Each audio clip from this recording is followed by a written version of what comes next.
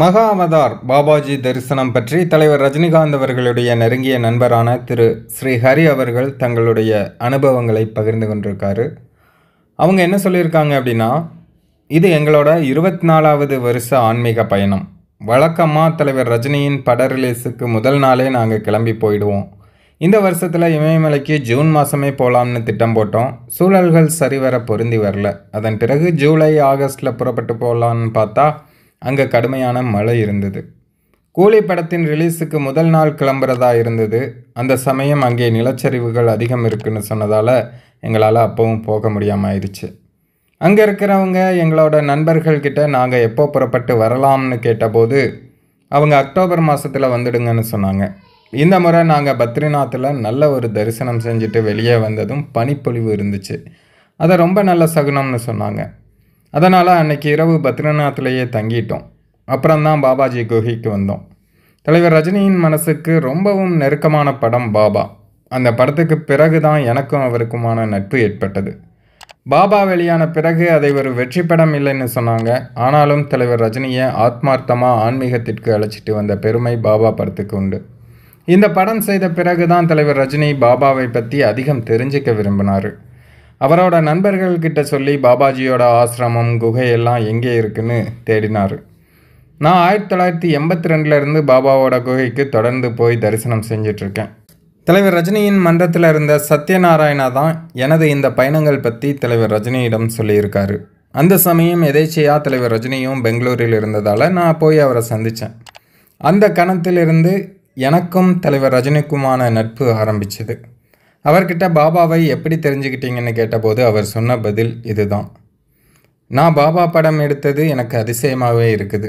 அந்த படம் தொடங்குறதுக்கு முன்னாடி என்கிட்ட ஒருத்தர் பாபாஜியோட ஃபோட்டோவை காமிச்சார்.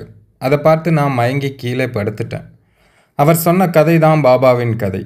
அந்த சமயத்தில் காவிரி பிரச்சனை பெரும் பிரச்சனையாக உருவெடுத்து அவரை ரொம்பவும் பாதிச்சிருந்தது. தலைவர் ரஜினிகாந்த் என்னிடம் மிகவும் அன்பாக என்னை பாபாவோட குகைக்கு அழைச்சிட்டு போகிறீங்களான்னு கேட்டார். தாராளமாக அழைச்சிட்டு போகிறேன். ஆனால் அந்த இடத்தை சென்றடைவது சாதாரண காரியம் அல்ல. ரொம்பவே சிரமப்படணும்.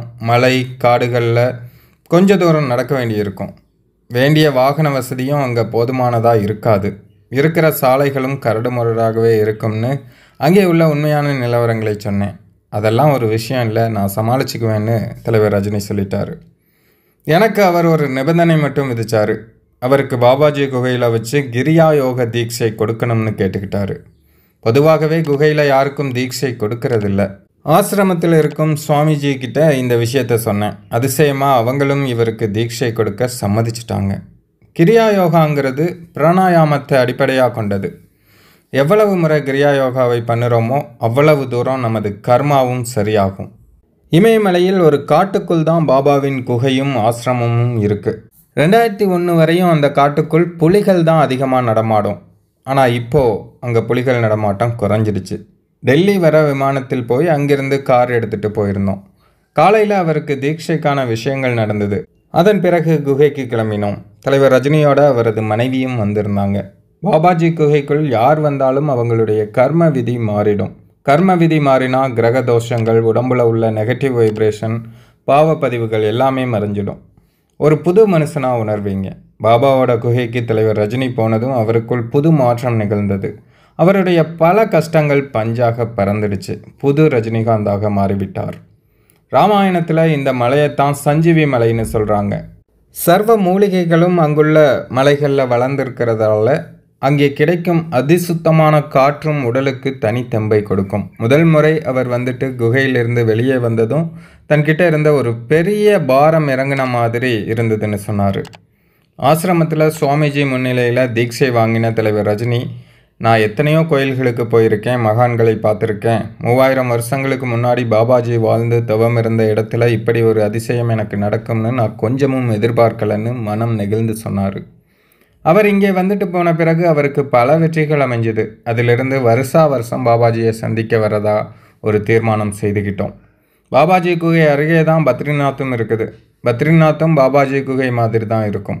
நிர்மாலய தரிசனத்துக்கு விஷ்ணு பகவானே பாபாஜி மாதிரி தான் பத்மாசனம் போட்டு உட்கார்ந்துருப்பார்.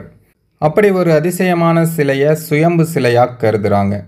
பத்ரிநாராயணனை பார்த்துட்டு குகைக்கு வருவோம். அதே போல தான் இந்த வருஷமும் பத்ரிநாத் போயிட்டு பாபாஜி குகையையும் தரிசனம் செய்துட்டு வந்திருக்கோம். நம்ம மனசில் எந்த கஷ்டம் இருந்தாலும் நம்மை சலனப்படுத்தினாலும் அதெல்லாம் அங்கே போனதும் மாயமாக காணாமல் போயிடும். இந்த பயணத்தில் எங்களுடன் என் உறவினர்களும் வருவாங்க. அவங்க தான் கார் பயணங்களை கவனிச்சுக்குவாங்க. தலைவர் ரஜினி அவருடன் யாரையும் அழைச்சிட்டு வரமாட்டார். பல வருஷமாக இப்படி தான் தனியாகவே வராரு. இடையே ஒரு முறை அவருடைய மகள் ஐஸ்வர்யா கூட வந்திருந்தார். தலைவர் ரஜினிகாந்த் எப்போ வந்தாலும் தன்னை ஒரு சூப்பர் ஸ்டார்னு நினச்சிக்காம பாபாஜி பக்தராக ரொம்ப எளிமையாக இருப்பார். ரோட்டோர கடைகளில் கிடைக்கிறத வாங்கி சாப்பிடுவார். டெல்லியை தாண்டினதும் ரொட்டி தான் கிடைக்கும். ரொட்டி, பருப்பு, தயிர், காய்கறிகள் இதெல்லாம் தான் எடுத்துக்குவார். அங்கே பஸ் ஸ்டாண்ட் பக்கம் உள்ள டீ கடைகளில் கூட எல்லோருடனும் நின்றுக்கிட்டே டீ சாப்பிடுவார். தலைவர் ரஜினிகிட்ட பிடிச்ச விஷயங்கள் நிறைய இருக்குது. இத்தனை வருஷ அனுபவத்தில் என்கிட்ட அவர் யாரை பற்றியும் குறை பேசினதில்லை. அவருக்கு துரோகம் செய்தவர்களை கூட கெட்டவன்னு சொன்னது கிடையாது. எங்கள் தலைவர்கள் பற்றியும் எதுவுமே பேசினது கிடையாது. வீட்டு விஷயத்தையும் பேசினதில்லை. ராமாயணம், மகாபாரதம், பகவத்கீதை, கிருஷ்ணர்னு அதிகம் பேசுவார். அபூர்வமாக சில நேரங்களில் அவரோட சினிமா அனுபவங்களை சொல்லியிருக்காரு. எங்கள் பயணத்தின் போது அவர் ஆன்மீகம் அதிகம் பேசுவார். இங்கிலீஷ், தமிழ், கன்னடம், மராத்தி, தெலுங்குன்னு பல மொழிகளில் சரளமாக பேசுவார். இந்த பயணத்தின் போது தலைவர் ரஜினிகாந்த் சொல்லி 2014 துவாரகாட்டில் ஒரு வீட்டை கட்டி வச்சுருக்கோம். 8 பேர் தங்குவதற்கான அறைகள் இருக்குது. அங்கேருந்து 15 கிலோமீட்டர் தூரத்தில் தான் பாபா குகை இருக்குது. குகைக்கிட்ட வீடு கட்டுறது சிரமம். தண்ணீர் ஓடிட்டே இருக்கும். புலிகள் தொந்தரவும் அதிகம்னால வீட்டை இந்த இடத்துல கட்டியிருக்கோம். கிரியா யோகா செஞ்சுட்டு பாபா குகைக்கு போகிறவங்களுக்கு தான் அறைகள் கொடுத்துட்ருக்கோம். தமிழர்கள் பலரும் அங்கே வந்து தங்கியிருக்காங்க. ரஜினி சாருக்கும் அங்கே தனியாக ஒரு அறை உண்டு. அவர் பாபா குகைக்கு வரும்போது இங்கே தான் தங்குவார். தலைவர் ரஜினியை அங்கே இருக்கும் பலருக்கும் தெரிஞ்சிருக்காது. ஆனால் அவரை சந்திக்கும் துறவிகள் பலரும் தலைவர் ரஜினியின் நெற்றியில் கை வச்சு ஆசீர்வதிப்பாங்க. இவரும் சன்னியாசிகளை பார்த்தாலே அவங்க கிட்ட ரொம்ப நெருக்கமாயிடுவார். அதிலும் ரிஷிகேஷி போகும்போது சில சமயங்களில் மாறுவேஷம் போட்டுட்டு சன்னியாசிகளை போய் பார்த்து பேசுவார். அவங்கக்கிட்ட நீங்கள் கடவுளை பார்த்துருக்கீங்க, அவர் எப்படி இருப்பார், அவர்கிட்ட நீங்கள் பேசியிருக்கீங்களா, உங்களோட யோகா முறைகள் என்ன என ஆர்வமாக கேட்டறிவார். இந்த பயணத்தில் அவர் குகையில் தியானம் பண்ணுறதை எடுத்த புகைப்படங்கள், கங்கை நதி முன்னாடி எடுத்த புகைப்படமும் அவருக்கு ரொம்பவே பிடிச்சிடுச்சு. அதை வீட்டில் ஃப்ரேம் போட்டு மாட்டி வச்சிருக்கிறதா சொன்னார். அடுத்த வருஷம் எங்களுக்கு 25வது வருஷ பயணம். வெள்ளி விழா கொண்டாடலாம்னு சொல்லியிருக்காரு. அந்த சிறப்பான பயணத்துக்காக ஆவலோடு காத்திருக்கிறோம் அப்படின்னு நம்ம தலைவரோட நெருங்கிய நண்பரான ஸ்ரீஹரி அவர்கள் விகடனுக்கு கொடுத்த இந்த பேட்டியில் சொல்லியிருக்காங்க.